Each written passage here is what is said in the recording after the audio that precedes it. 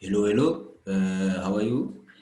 My name is Nhlanhla Ngele, and I'll be hosting this lesson today. And this lesson will be mainly on computer communications, on the subunit electronic communication. This lesson will be based on the subject CAT, Computer Applications Technology. The module is usually found in high school or subject, as some might say.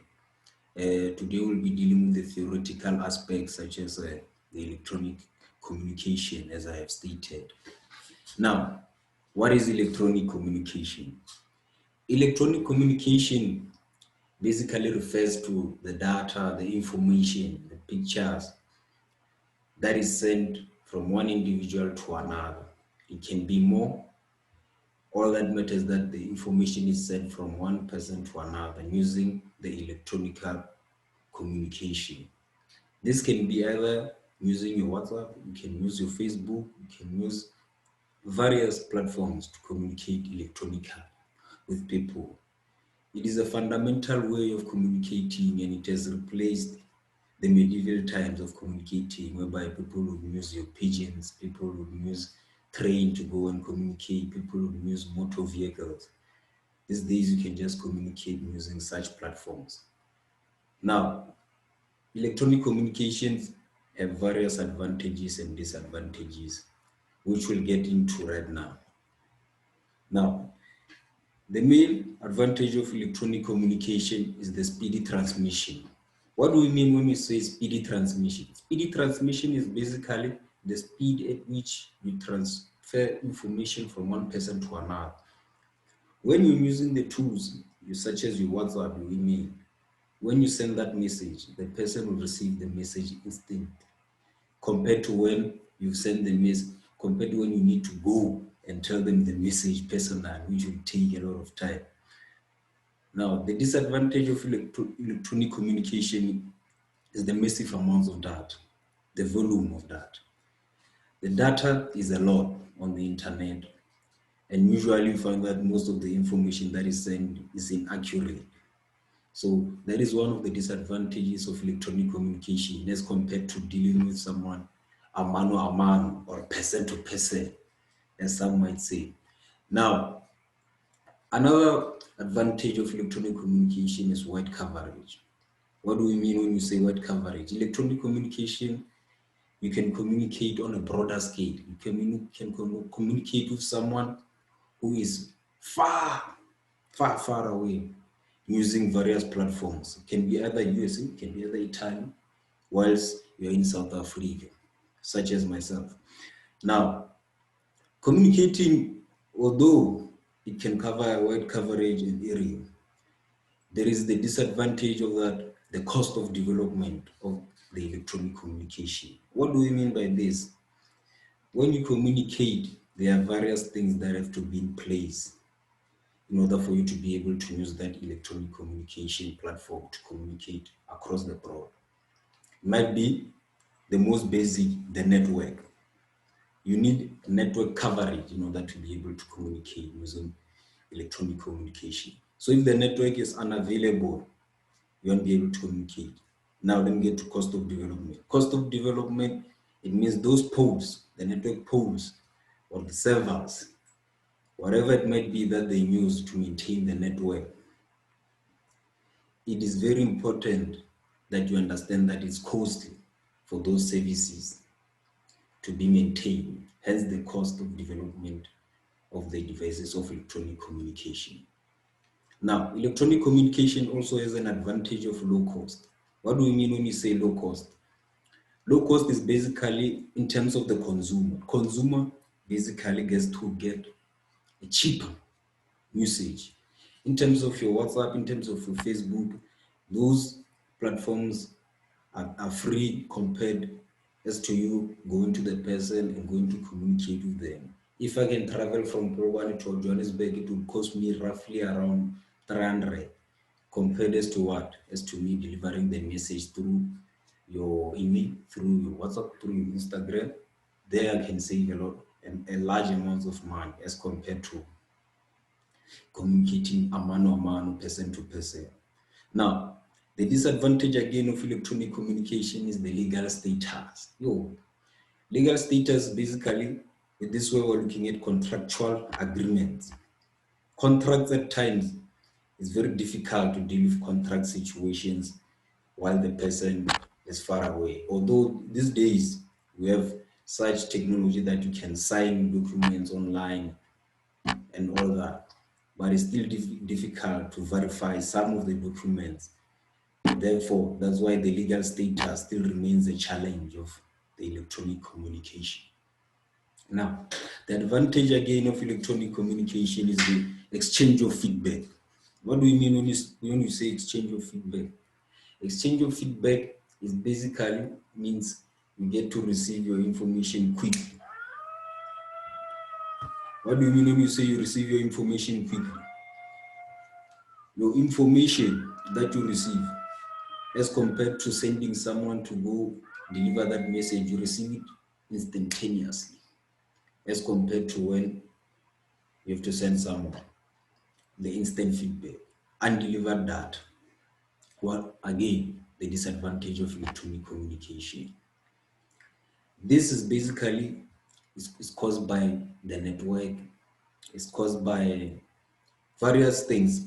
People being unable to use the platforms appropriately. We found that they don't understand how to use it.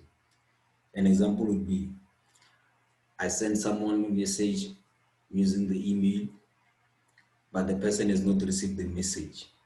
Now, can be one of two reasons. My network coverage in that area might have been weak, and then the email might have went to the outbox. Number two, it can be that I sent the email, but the email has been received as a spam, and therefore the person trying to receive the email is unable to receive it because he'll be looking for the email web on the important updates and primary emails. Therefore, he won't be able to receive that email. That's why we need to equip ourselves with being able to use these various platforms of electronic communication. Managing global operation. Managing global operation this is the business side of the electronic communication. This means individuals can run their business on a broader scale. You can run your business in Mexico while you're in South Africa using the electronic communication. You can host your meetings using Zoom, using other platforms that are available to you. Dependency is basically has to deal with the developing and the developed countries. Now, electronic communication, as we remember previously, we mentioned the cost of development. Now, the cost of development, when you are dealing with developing countries that are still developing have budget constraints. Budget constraints cause them to be unable to acquire those equipment or experts to be able to service those equipments that can deliver the service of electronic communication to the consumers. Now, what happens in this situation? It means they have to ask from the developed countries to be able to assist them to acquire those electronic communication devices or services. Now, this creates the dependency between the developed and the developing. The developing will always require the developed to be able to assist them to use those services properly. Now, we've talked about the disadvantages and the advantages of electronic communication. There is also the guidelines, the conduct in which one must know before you can engage in these electronic communication platforms, such as your email, your blogs, and your instant messages. You must always conduct yourself in a manner that would not cause you to regret anything. As we've seen many times, many people have posted on Twitter, some have lost their jobs, some have regretted it, some have been filed for in court just because of simple transgressions on these platforms of electronic communication. Therefore, we're going to talk about the various guidelines in which you can follow to avoid such mishaps when dealing with electronic communication. Now, the guidelines when communicating on the internet are: number one, your texting.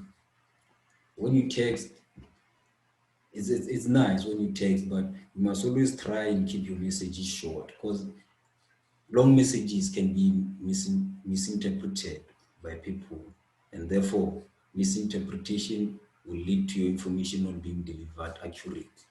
Avoid using texting lingo. Texting lingo, not everyone understands the same texting lingo. You get the point? So this means that some people, you find that they will send you what WUD. What if you don't understand WUD? You might perceive it as where you going, but it actually means what are you doing. So that is what I'm trying to say, that you must avoid the texting lingo, especially in the working area and the business environment. It might be for your personal purposes only. Yeah. So the email, again, it's very important to always use the subject line when sending your email to someone. If you're gonna be sending a CV to someone, because you're the learners, you'll be joining the people trying to get some employment, it's very important to have a proper subject line that states the purpose of the email, so that it can be clear what that email is about to the person that will be going through their emails, because people usually have backlogs of emails. Now, number two, always try and reply quickly with your emails, because you might forget there will be a backlog, although you can still search for that email on top there. There is an option to search for a specific email. But to avoid such, you can always try and reply when you've received the email. Always be alert for attachments. Attachments are basically, the person can send a picture, can send a chart, can send your CV, can send also extra information that you might miss if you don't check your attachments. The guidelines contain, now on this part, we're dealing with the social media. Social media, you need to be careful. As I've stated, with Twitter, various people have lost their jobs, various people have been in transgression cases. That's why we need to follow various guidelines. Now, number one, privacy. Here it says privacy is almost unattainable. Now, what does this mean? On social media, you always must be aware that social media platform, it means you're putting yourself out there. So you must always try and put yourself out there as the best person you can be, and so that you can avoid being misinterpreted and give yourself the best chance in your future, in everything you want to do. Now, another thing is changing passwords frequently. This one will depend on the devices you're using. Often when you use different devices, at times you might forget to log off with other devices. So sometimes it's always safer to change your passwords frequently. This would mean maybe on a monthly basis after 2 months, so that you can avoid being hacked or someone might notice your password. It's for safety purposes. This. Now, the other one is you must always log off after visiting the page. If you were somewhere, you logged on your Twitter account, always try and log off, because someone can log in and then there on your Twitter main page might post some things that you would not usually post, and people will perceive that you are the one who has posted those various images and various things. Now, another one is deleting your browsing history. Personally, this one will depend on the kind of device you're using. Now, if you're using your personal device, some people might feel they don't want to delete, but I, for one, I do delete the browsing history to avoid being hacked and all that. And also saving the passwords. You must always know your passwords. You must always know your passwords for safety purposes. Now, again, going to the social media, there are various platforms of social media. Therefore, you always need to educate yourself, understand before joining that. What kind of site are you joining?